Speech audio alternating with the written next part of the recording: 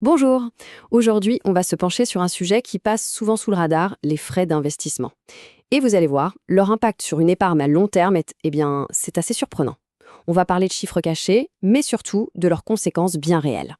Pour bien comprendre de quoi on parle, à rien de tel qu'une histoire. Laissez-moi vous présenter Maria. Maria, c'est un peu comme tout le monde. Une investisseuse qui pensait vraiment faire tout ce qu'il fallait en suivant à la lettre les conseils des professionnels. Alors voilà, Maria a 26 ans, elle se lance. Elle prend un conseiller financier et hop, elle commence à investir. Pendant 20 ans, mais vraiment 20 ans sans faute, elle met 500 dollars de côté chaque mois. Elle fait confiance. Elle fait ce qu'on lui dit de faire, la bonne élève quoi. Elle laisse les experts s'occuper de son argent, sans trop y penser. Et puis, 20 ans passent.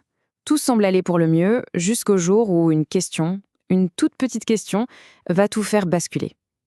C'est là qu'elle va se plonger dans les chiffres et faire une découverte assez brutale. Alors regardons ça de plus près.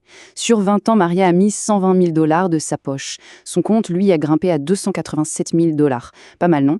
On pourrait se dire que c'est une belle réussite. Sauf que, en creusant un peu, on découvre qu'elle a payé près de 73 000 dollars en frais divers. 73 000.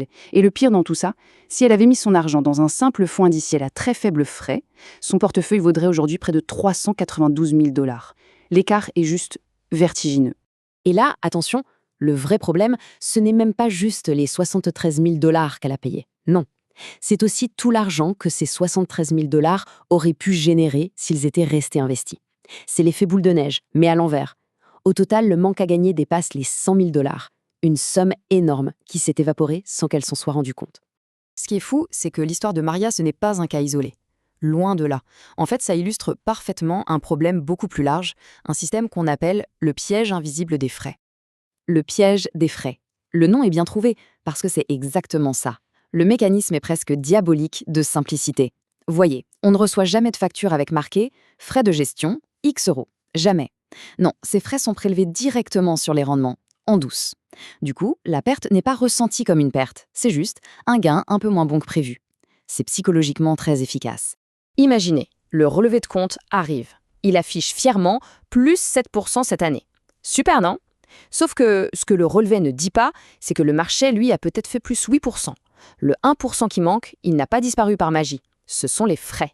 Ils ont été pris à la source avant même que le chiffre final ne soit affiché.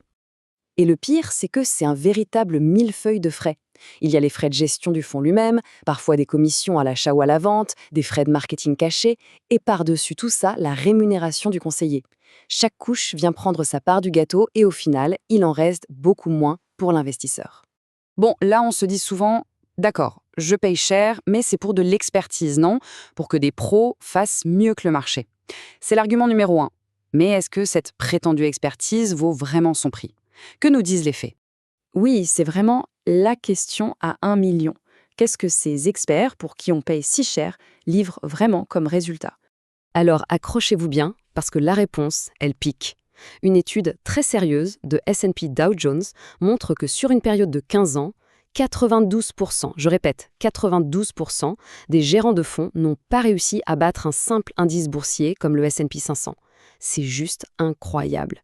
La conclusion, elle est simple et assez terrible.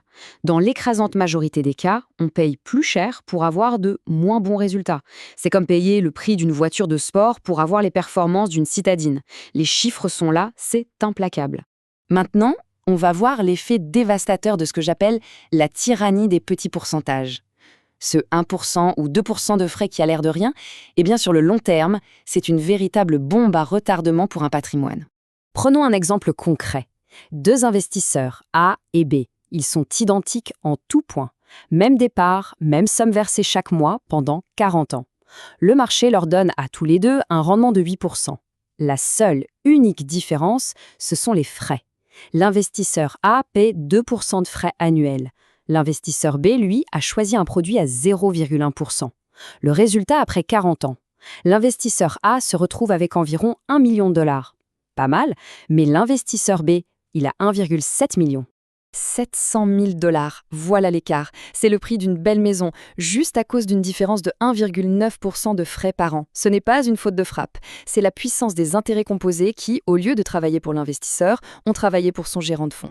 Il y a une métaphore qui décrit ça à la perfection. C'est comme avoir une toute petite fuite sur un pneu.